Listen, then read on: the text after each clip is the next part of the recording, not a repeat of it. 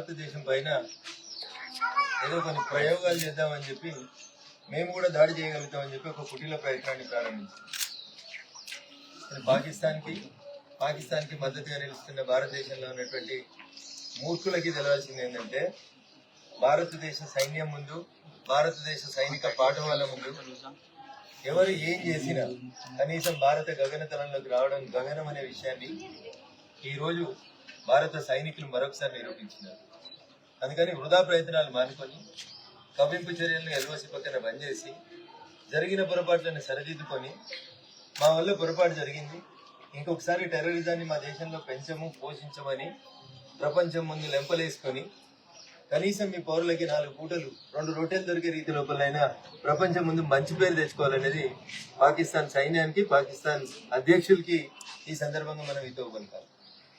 వాళ్ళు ఏదో తప్పుడు మాటలు మాట్లాడి హిందూ అనే ఒక ఇంగ్లీష్ పేపర్ ఏదో పోస్ట్ చేసిందని, భారత యుద్ధ విమానాన్ని 5టిని కూల్చేసినామని మీడియా కూడా మేము చేసేటువంటి అప్పీల్. మీ యాజమాన్యాలకి వ్యక్తిగత అభిప్రాయాలు ఉంటే దయించి ఇట్లాంటి పరిస్థితులలో మీ వ్యక్తిగత అభిప్రాయాన్ని దయచేసి డీ ఫ్రిడ్జ్ లో సీజ్ చేసి మంచిగా గడ్డగట్టించి వాటిని భద్రంగా దాచిపెట్టుకోండి. నిన్న పాకిస్తాన్ ప్రధానమంత్రి మాట్లాడితే ఒక జర్నలిస్ట్ మిత్రుడు అడిగాడు, ఏడుంది సాక్ష్యం అంటారా? మీకు తెలియదా భారతదేశంలో హిందూ అనే పేపరే రాసింది, పాకిస్తాన్ 5 భారత యుద్ధ విమానాలను కూలగొట్టింది అని. నమస్తే తెలంగాణ అనే తెలుగు దినపత్రిక కూడా రాసింది. మీడియా మిత్రులకు మేము చేసేటువంటి అప్పీల్, తొందరపడకండి, దయచేసి వార్తలను ధృవీకరించుకోండి.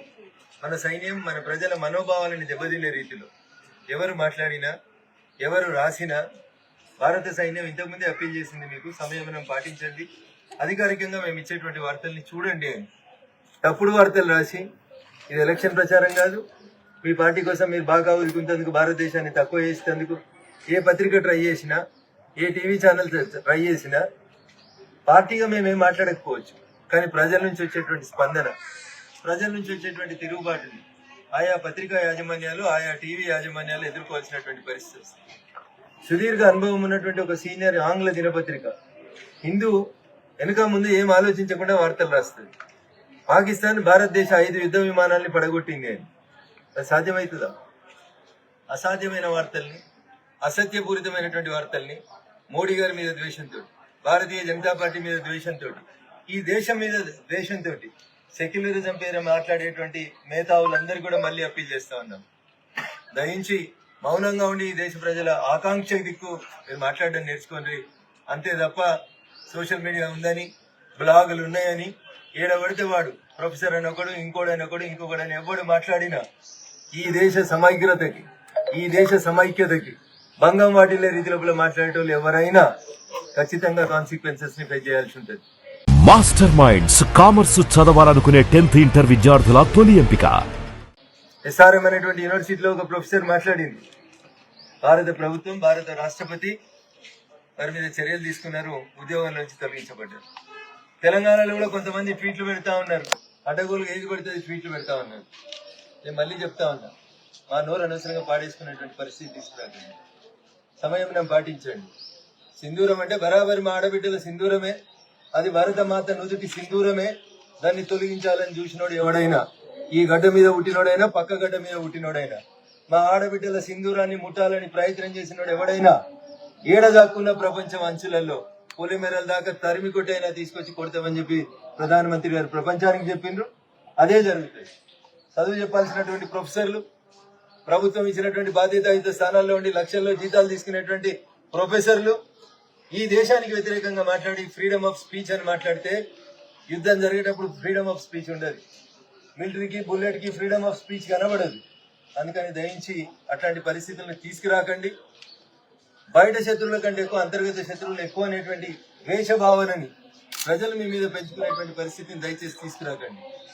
ఇప్పటికే మీరు చాలా సందర్భాల్లో మీ వ్యక్తిగత బ్లాగులలో, మీరు రాసేటువంటి న్యూస్ ఆర్టికల్స్లలో ఈ దేశం విచ్ఛిన్నమయ్యేటువంటి రీతి లోపల వార్తలు రాసిండ్రు. అయినా ప్రజలు సంయమనం పాటించారు. అమాయకులు, ఏ రకం కూడా తీవ్రవాదంతో సంబంధం లేనటువంటి అమాయకులైనటువంటి ఆడబిడ్డలు ఈ దేశంలో కశ్మీర్ అంతర్భాగం అయిన తర్వాత కశ్మీర్కు ఉన్నటువంటి ఆదాయం, టూరిజం మీద వచ్చేటువంటి ఆదాయం అని నమ్మి 2,50,000 మంది టూరిస్టులు జమ్మూ కాశ్మీర్కు మీకు ఉపాధి కల్పిస్తే మీరు అక్కడ వాళ్ళకి పర్యాటకులకి ఏదో చూపిస్తున్నట్టు నటిస్తూ వాళ్ళని చంపడానికి సహకరించిన వాళ్ళని ఎవరిని కూడా ఈ దేశ ఎన్ఐఏ వదిలిపెట్టదు, ఈ దేశ ఆర్మీ వదిలిపెట్టదు. మళ్ళీ నేను సవినయంగా చేసేటువంటి అప్పీల్, ఆర్టికల్ 19 లేదా, ఫ్రీడమ్ ఆఫ్ స్పీచ్ లేదా, నీకెంత ఉందో నాకు కూడా అంతే ఉంటుంది. అందుకని యుద్ధం సమయం లోపల ఏ దినపత్రిక అయినా, ఏ టీవీ ఛానల్ అయినా, ఏ బ్లాగులైనా, ఏ ట్విట్టర్ అకౌంట్లైనా ఈ దేశ సమగ్రతకు వ్యతిరేకంగా ఈ దేశ సైన్యాన్ని తక్కువ చేసి చూపించే రీతి లోపల ఎవరు పోస్టులు పెట్టినా జరగాల్సిందేదో జరుగుతుంది. జరిగిన తర్వాత బాధపడే కంటే ముందు సంయమనం పాటించండి అని మాత్రం సహృదయంతో భారత సైన్యం చెప్పినటువంటి మాటల్ని పాజిటివ్ గా తీసుకోమని చెప్పి ఈ సందర్భంగా తెలియజేస్తూ, మేము క్షమాపణ చెప్పినాం, మా బ్లాగ్ నుంచి తీసేసినాం, వేటిని కూడా ఒప్పుకోవడం అనేది జరగదు. మేము అడుగుతా ఉన్నా, అంత తొందరపాటు ఎందుకు అంటున్నా?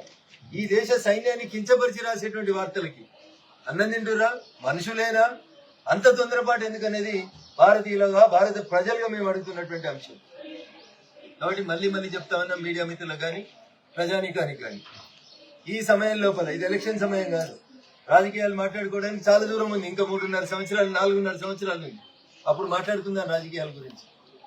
ఇది ఈ దేశ సమగ్రత, ఈ దేశ సమైక్యతకు సంబంధించినటువంటి ఈ అంశంలో ఎవరైనా, అది తెలుగు దినపత్రికలైనా, ఆంగ్ల దినపత్రికలైనా, ఒక రాజకీయ పార్టీ పైసలతోటి పుట్టుబడి అయినటువంటి పత్రికలైనా, మళ్ళీ చెప్తా ఉన్నా, printed and published by Deevakonda Damodar Rao అని పెట్టుకున్నావు. రాజ్యసభ సభ్యునివి, బాధ్యత లేదా? వార్త రాస్తావా? పాత ఫోటోలు పెట్టి వార్త రాస్తావా? కనీసం వివరణ తీసుకోవాల్సిన అవసరం లేదా? హిందూ పగటిలు రాస్తే దాన్ని దేశం అంతా తీసుకుపోతే పాకిస్తాన్ ప్రధానమంత్రి హిందూ అనే దినపత్రిక భారతదేశంలో రాసింది అని చెప్తాడు. సిగ్గు అనిపిస్తలేదు?